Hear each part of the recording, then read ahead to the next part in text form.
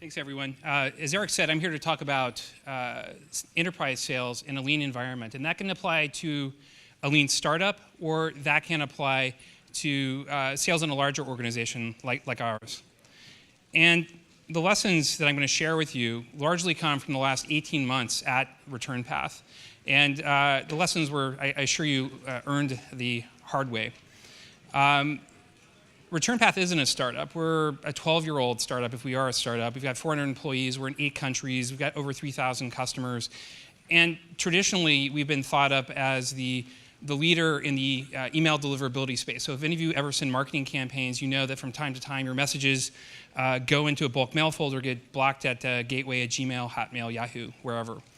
And that for a very long time has been our core business. But starting about 24 months ago, we made some major investments in our innovation capacity at ReturnPath. And in particular, we added 2 new lines of business, more or less. One was I'll call it competitive intelligence product that launched just this last September. And at a high level, what it does, it allows an email marketer to know whether or not their email programs are doing as well as their competition and what steps they need to do to bridge the gap between where their performance is and where their best-in-class competitor is. Now, that product is sold to the same people we sell our email deliverability stuff to. Someone with an email marketing title, somewhere in their title is email marketing. The second product set, though, very different. It's an anti-phishing, anti-spoofing product that's sold into security organizations at large financial service companies, gaming companies, social networks, people that have a large phishing or spoofing problem. So that was so different, we decided that our approach would be that we would build a business inside the business to prosecute this particular opportunity. And that came with its own sales force. So the learnings from the competitive intelligence product are kind of the kind of learnings you'd have at a bigger organization when you're trying to launch a new product out through an existing sales force. And the anti-phishing product is more along the lines of what an enterprise sales-driven startup would run into. So what's the problem? Well, you know, because everyone knows every lesson comes from some sort of mess up that you had. In this case, we had quite a few. But initially, it didn't seem like we had a lot of problems. We applied the lean startup methodology to a T. Started with our lean canvas. We did our problem interviews, our solution interviews, built a high-fidelity prototype that over time morphed into a minimum viable product that we sold to 10-plus paying clients that were paying a lot of money, and they loved the product. So we thought we were in a great place here. All we need to do is to train our sales force, either the new sales force for the anti-phishing product or the existing sales force for the competitive intelligence tool. And on this killer sales deck we put together, maybe train them how to do a demo, and we're good to go. And I can tell by some of the smirks I see in the audience that you realize we made a bunch of mistakes here, and indeed we did, and I'm glad to share these with you today. But before I do that, I want to share something else with you, a framework that I think is going to make what I share with you a little bit more useful. So this framework comes from Jeffrey Moore's book, Escape Velocity. If you haven't read it yet, I highly recommend that you do. I found it to be very useful. And this 3 Horizons framework, if you think about it, it kind of works like this. When you have a new idea, not even a product yet, that's way out in the distance in Horizon 3.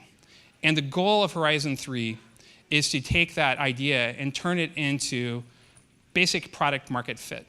At ReturnPath, we say if you can get 10, 20 clients to pay pretty good money for something and the clients love it, that's a pretty good exit criteria for Horizon 3. When the product transitions into Horizon 2, the goals change. The goal there is to take this gem of an idea, this gem of an MVP, and turn it into significant revenue for the business. So the kinds of investments you make there are a little bit different. The goals are a little bit different. You're making more sales and marketing investments, and you're still making investments in product, because we all know the MVP isn't something that's typically going to be great for the general market. So with that as background, you've now all paid your dues. Let's get into the lessons we learned. So the first lesson we learned is that selling in Horizon 3, so when you're getting to that basic product market fit, is very different than selling in Horizon 2. And the first thing that's different is the people that you sell to are different. In Horizon 3, you're selling to what I refer to sometimes as early evangelists. These are people with a big big problem that they're casting about for any solution that might potentially solve that problem. And they're more likely to actually execute on a purchase than someone who's not an early evangelist. They tend to be people that see potential and they actually believe your roadmap's real, versus people that see the actuality of your product today. And that's not what you're going to run into to Horizon 2. You're going to run into the more mainstream buyer in Horizon 2. But for me, the bigger difference is the people doing the selling are different in Horizon 3 than Horizon 2. In a startup, it's going to be a CEO or a member of the founding team. At Return Path, it was the general manager of our anti-phishing solutions group. It was the group product manager for the competitive insight tool. And these people had superpowers. They'd been in every sales call. They've been involved in every implementation. They knew the data inside and out. They know every objection that every client to date has come up with and how to respond to that.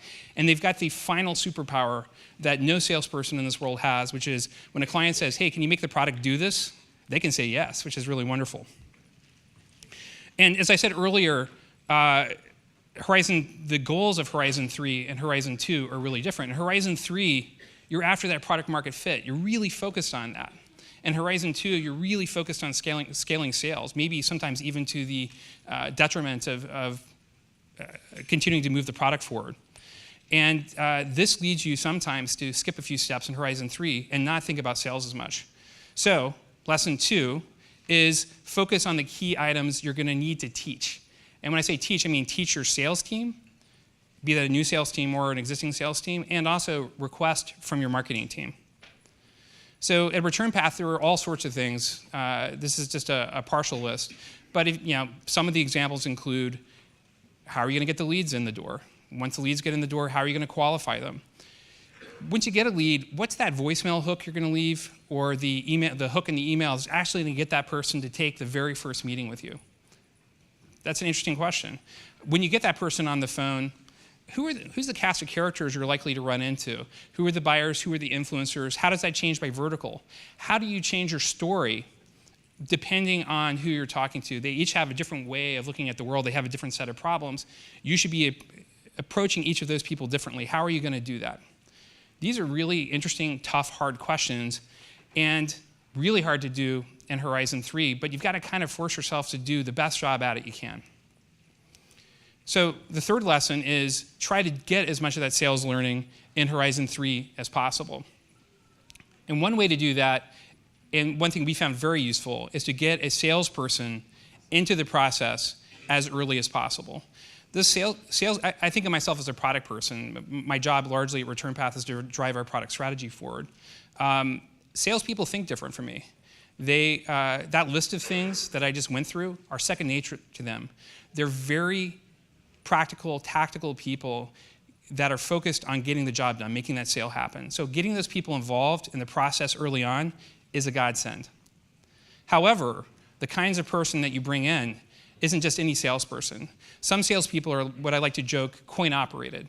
They're all about the commission check. They're all about making the sale. They're all about the kill.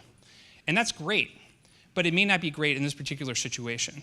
What you want is someone who is actually curious about things and is disciplined.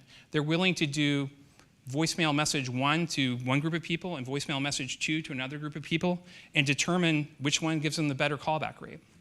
It's that kind of experimentation that you're looking for in your salesperson. Finally, and this is probably obvious to anyone who has ever had a sales management role, but you need to compensate these people differently than a normal salesperson. Higher base, lower variable, have the variable based on validated learnings. So for us, frequently that's get to 10 paying customers is the kind of thing we compensate more highly on. The final lesson is, and I've heard this several times today, you gotta do things assuming you're gonna get it wrong. And getting it wrong in this means that you don't really get all the learnings in Horizon 3. You're gonna learn some new stuff in Horizon 2, so just assume that's gonna happen. And the first thing that I would recommend is avoid the temptation to take your shiny new thing and push it out to your entire sales force if you have an existing sales force. Start small and organize for experimentation. So that may mean go to one geography and rolling the new product out, or 1 out of every 10 people out of every geography. At Return Path, an experiment we're starting to run in the first quarter is we're building an experimental sales team. We're going to have 3 or 4 guys whose job it is to systematically experiment with ways of selling our new products and selling our core products to optimize returns. Another thing when you're going out to an existing sales force is that your sales guys tend to want to bring the shiny new thing out and sell it to every single person that they're talking to. In the case of our competitive intelligence product, not every suspect was a prospect. We didn't want to sell, not everyone that we're selling our deliverability solutions to were customers for the competitive intelligence product. So try to avoid that temptation. Training, you're going to train them at the beginning, and you're going to train them at the middle, and you're going to train them at the end. You're going to learn more stuff over time. So just assume that your sales training will continue on in the future. That is it. Thank you very much for your time. If you have any questions, there's my contact information.